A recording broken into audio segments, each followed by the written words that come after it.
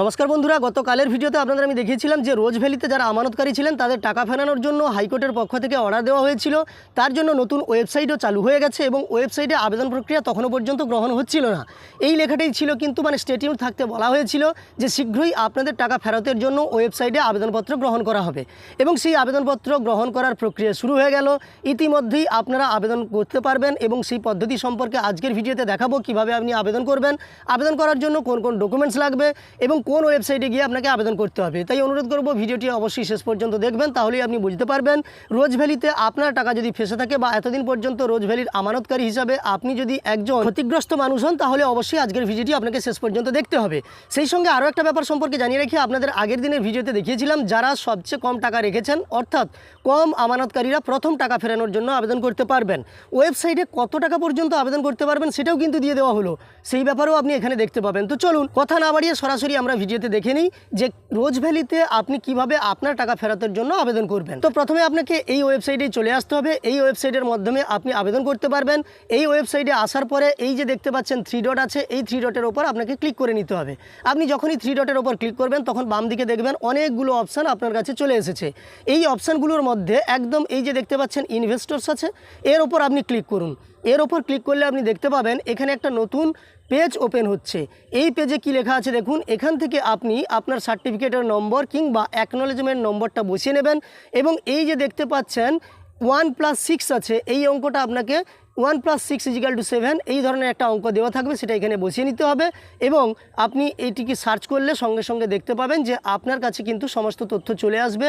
তথ্যগুলো হলো আপনার নাম, আপনার ইনভেস্টেড অ্যামাউন্ট কত, কত টাকা আপনি রেখেছিলেন, স্ট্যাটাস বর্তমানে কি, সেই সম্পর্কে আপনি এখান থেকে দেখতে পারবেন। তো আপনার কাজ যদি আবেদন করা হয়ে থাকে আগে থেকে, তাহলে কিন্তু আপনি এখান থেকে দেখতে পারবেন। আর আবেদন করা যদি না হয়ে থাকে, নতুনভাবে আবেদন করতে হয়, তাহলে আপনাকে আবারও একবার এই 3 ডটে ক্লিক করতে হবে। আপনি 3 ডটে ক্লিক করার পরে একদম নিচের দিকে চলে আসবেন।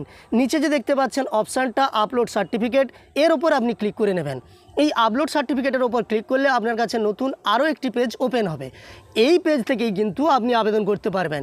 এখানে 3 ভাবে আবেদন করা যাবে। আপনি যদি ইনভেস্টর হয়ে থাকেন, আপনি যদি টাকা রেখে থাকেন, আপনি যদি আমানতকারী হয়ে থাকেন, তাহলে এর মাধ্যমে আপনি আবেদন করতে পারবেন, কিংবা আপনি যদি আবেদনকারী নমিনি হয়ে থাকেন, তাহলেও কিন্তু এই অপশানের ওপর ক্লিক করে আপনি আবেদন করতে পারবেন। অন্যান্য যদি হয়ে থাকেন, তাহলে কিন্তু আদার্সের ওপর ক্লিক করে আপনি এখান থেকেও কিন্তু আবেদন করতে পারবেন। 3 ভাবে আপনি আবেদন করতে পারবেন, সেই সমস্ত তথ্য এখানে দেওয়া আছে।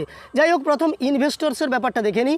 যারা আমানতকারী তারা কিভাবে আবেদন করবেন, আপনি এইখানে দেখতে পাচ্ছেন প্রথমেই আপনাকে এই জায়গাতে কোম্পানি সিলেক্ট করতে হবে। কোম্পানি সিলেক্ট মানে আপনি বলবেন যে আপনি তো রোজ ভ্যালিতেই টাকা রেখেছিলেন, কিন্তু রোজ ভ্যালির অনেকগুলো ভাগ ছিল।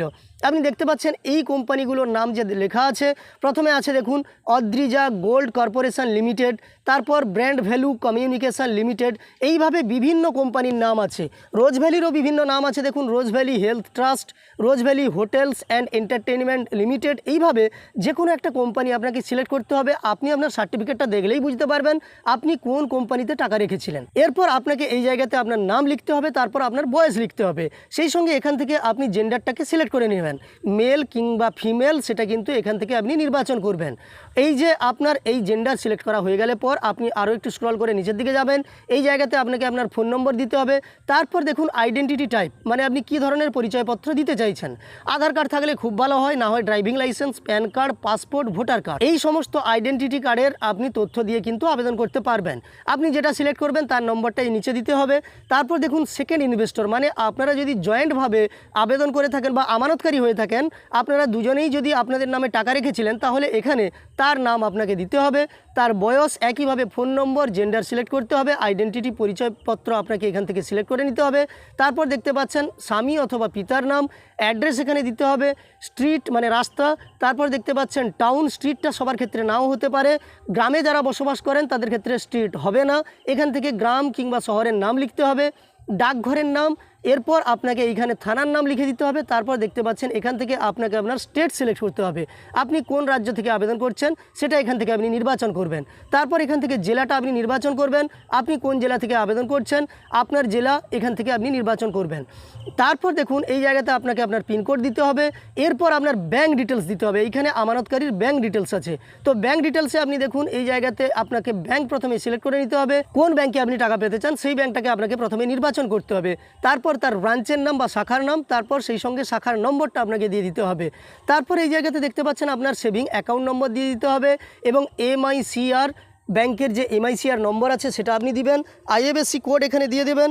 আমানত সমূহের বিবরণ এই জায়গাতেও কিন্তু আপনাকে দিতে হবে। ক্রমিক নম্বর, শংসাপত্র বা আমানতের যে নম্বরটা আছে মানে সার্টিফিকেটের নম্বরটা সেটা দিতে হবে। কার নামে শংসাপত্র আছে তার নাম, কত তারিখে আপনি আমানত করেছিলেন মানে টাকা রেখেছিলেন সেই তারিখটা, কত টাকা রেখেছিলেন এবং শেষ হবার তারিখ কত ছিল মানে কবে আপনার ম্যাচুরিটি ডেট ছিল, কোম্পানি থেকে কোনো টাকা পেয়েছেন কিনা, যদি পেয়ে থাকেন কত টাকা পেয়েছেন সেটা আপনি এখানে লিখে দেবেন। তারপর দেখতে পাচ্ছেন কত টাকা ফেরত পাওয়ার জন্য আপনি দাবি করছেন সেটাও লিখবেন এবং কত টাকা প্রাপ্য এটা আপনি এখানে লিখবেন। যাই হোক, তারপরে এই যে কন্টিনিউ ফর ডকুমেন্ট আপলোড এই অপশানের ওপর আপনি ক্লিক করে নেবেন। যেহেতু কোনো রোজ ভ্যালি আমানতকারীর নম্বর আমার কাছে এই মুহূর্তে নেই বা সার্টিফিকেটের নম্বর এবং অন্যান্য তথ্য নেই, তাই আমি আপনাদের পুরোটা দেখাতে পাচ্ছি না। আপনি এরপরে আপনার ডকুমেন্টসগুলো আপলোড করলেই হবে, মানে আপনার শংসাপত্রটা আপলোড করতে হবে, সেই সঙ্গে আপনার যে পরিচয়পত্র আপনি দিয়েছেন আর ব্যাংকের যে তথ্য সেটা আপনাকে আপলোড করতে হবে।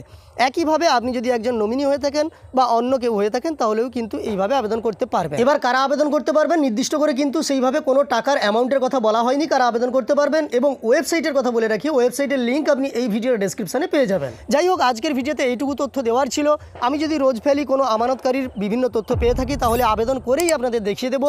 তার জন্য চ্যানেলের সঙ্গে যুক্ত থাকবেন। ভিডিওটি ভালো লাগলে একটি লাইক করবেন। এই ধরনের ভিডিও আরও পাওয়ার জন্য চ্যানেলটিকে সাবস্ক্রাইব করে অবশ্যই সাথে থাকবেন।